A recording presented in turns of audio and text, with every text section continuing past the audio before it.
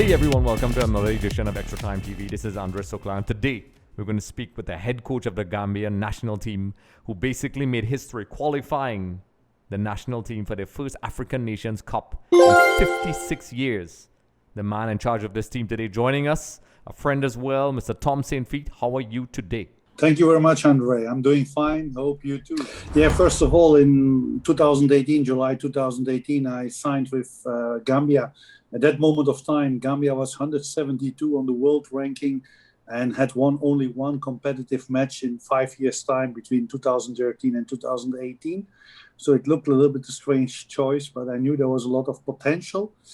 We built it step by step, had draws against Algeria, beat Morocco, and then we had to play pre-qualification because we were ranked by the worst 8 African countries on the FIFA ranking. We had to play pre-qualification against Djibouti to get in the African Cup qualifiers.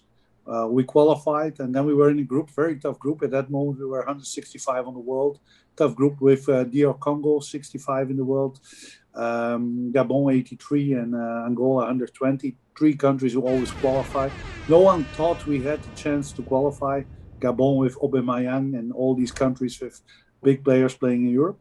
But step by step, we grow. We have a lot of talent players. I think about 24 players made their debut under me the last 2.5 years. Federations was very supportive. I have a very good coaching and medical staff, good team manager. And we, surprisingly for the whole world, we qualified.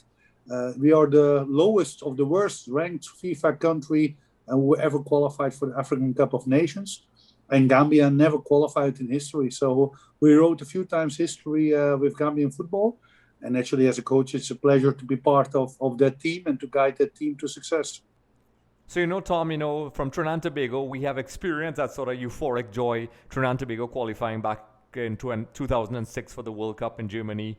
And, it moved a nation. So we could understand that amazing feeling that a nation must be feeling. What is the reaction like from the people, the presidents of the FA, just everyone in general about this amazing achievement? And you can even compare because Trinidad was the smallest nation who ever qualified for World Cup. With 1 million people. Gambia is the smallest nation on the mainland in Africa, smaller than Lesotho, than Eswatini. There are only 2 million people in Gambia. So it's a very small country looking to the giants of Nigeria, Algeria, Cameroon, and all these countries.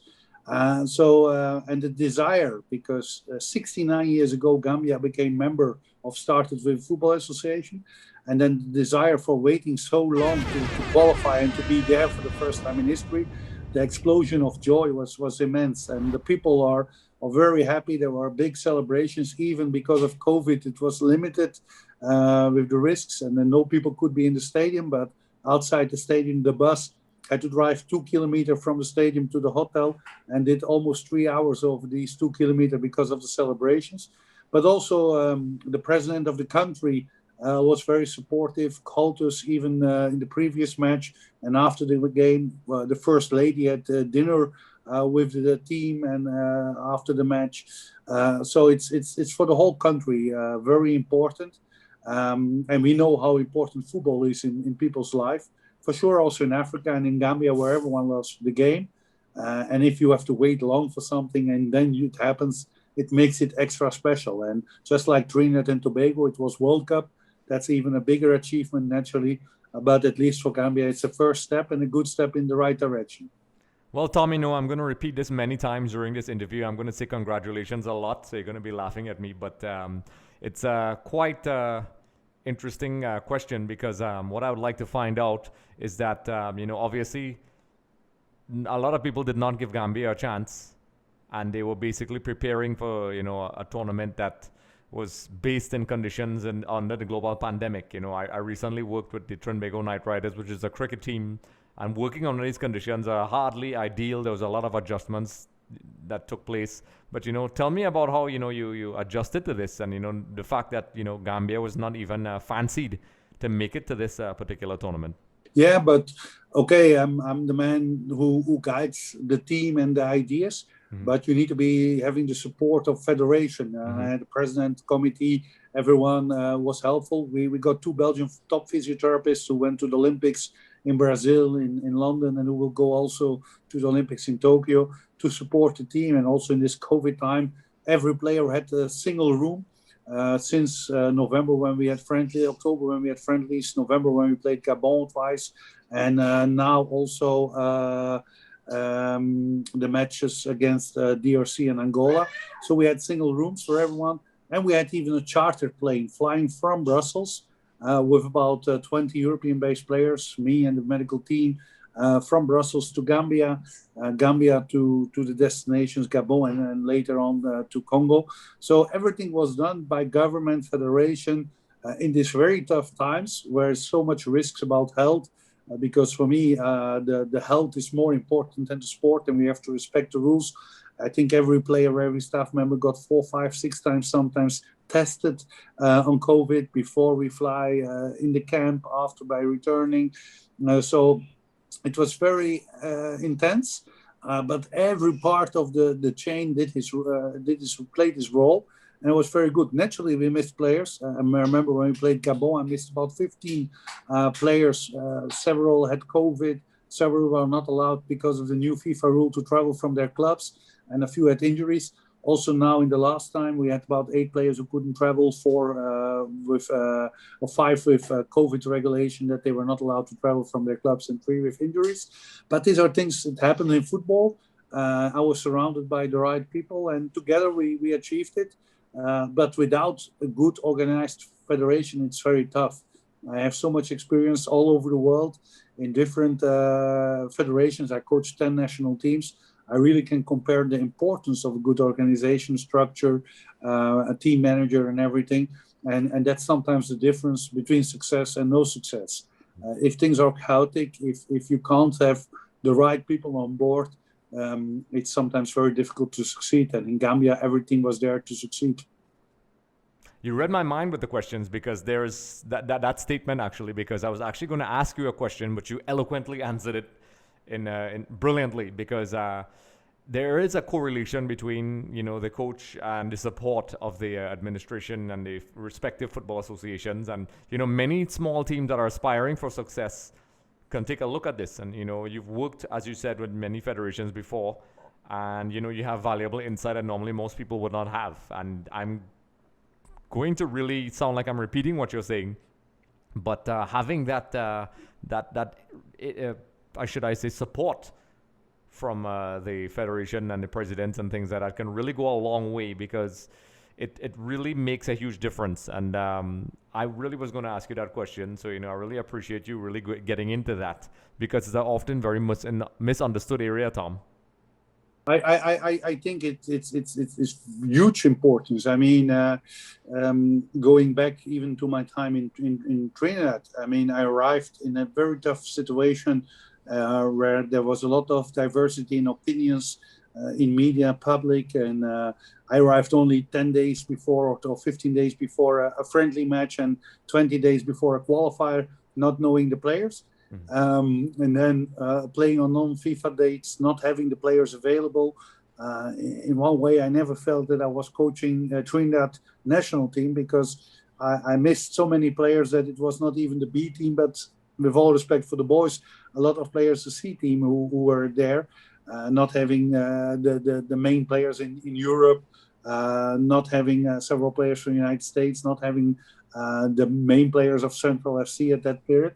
And it has all to do with organization. I mean, if I now have a selection, I discuss with my team manager and my federation the list of players, and they do everything. They send the invitations in time according to FIFA rules to the clubs and to the players. Naturally, I'm in daily contact with the players or in weekly contact with the players, but now I know them also. Plane organization, hotels, all things are done by a federation. It's not a job of a coach. It's done by the management of a federation, and the team manager is an important role. And I gave you the example of Trinidad, but there are much more examples. I worked with 10 federations, and I can tell you the federations I had success. Most of the time, the federations who have a decent organization and who are open to develop. And it has nothing to do with budget or money. Professionalism has nothing to do if you're rich or poor. Gambia is not a rich federation. It's not a rich country. but people are willing to work and to try to have a professional mindset and try to get the best situation. And I think that's important. If I see the struggle at the moment, not only in Trinidad, but in many CONCACAF countries in the situation of COVID and the difficulties to get protocols. In Africa, we played in November, we played in October last year, and everything went quite well, not only for Gambia, but for the majority of the countries. The organization went quite well. And football has to be run in a professional manner. People have to prepare themselves, have to read a lot, have to stay in touch with other people and try to organize it. This is the most beautiful sport on the planet. And it has to be, we have all top players. I mean, even in the CONCACAF region, most of the countries have players playing in European leagues with a lot of qualities. But players can only perform and coaches can only perform if the structure is right and the organization is right. Because we have to do it on the pitch, sometimes in the meeting room, but we don't have to be worried about getting the players, which players will be available, flights, hotels, and everything. So that problem is taken away by top management around my team, and that makes my job in Gambia only easier. Yes, and this raises a very interesting point because there's often a very vast misunderstanding between the administration and the roles of a coach and the various roles in an organization. And I think these discussions coming from individuals like yourself and others that I speak to put some clarity and some insight into how it works, because I have to be honest, there's a lot of irresponsible and often misinformed reporting that takes place within, Trinidad and Tobago and other places, just simply due to the lack of understanding of how a national football team setup works. And, there's a lot of research that goes into play and the responsibilities and roles of each individuals are not really understood. And I think, like I said before, this particular conversation, as well as others, would serve really well for fans and just the average viewers who are fans of the game and maybe would like to understand the roles and maybe even pursue possible jobs in this particular arena. This gives them good insight into the real world applications and also clears up some of the misunderstandings that may take place about the interpretation of who does what in a national team. Yeah, and to be honest, out of my experience, I always now know, after so many years coaching and working with national teams, for me, a good team manager is more crucial than a good assistant coach. An assistant coach is sometimes the one who has a similar job as the head coach, or both football-minded people focusing on technical, tactical things, sometimes physical parts of the game. But the team manager is there to create a situation for players, coaches, for everyone around the team, to make it easy to perform. And a good team manager is really crucial, and a good management is crucial in your road to success. And players, and for sure in this society where we get more and more players playing in professional football in Europe, the standard of federations, even if you are a small federation, has to lift up, because the expectation of these players is that they are get the same way treated, not only on the pitch by their coaches, but also by the management as in a professional club where they are playing. So I think it's a demand from everyone involved in national team duty to take the job serious and to lift up the level, to improve to the level of their best players. It has to be that your best player feel home, and then the other players can also grow in that setup, not only on the pitch, but also off the pitch. And that's really crucial if you want to achieve results. Just a reminder, everyone, for more episodes with Shaka Hislop, be sure to head over to our YouTube channel. Also, don't forget to subscribe for more updates, interviews, and content.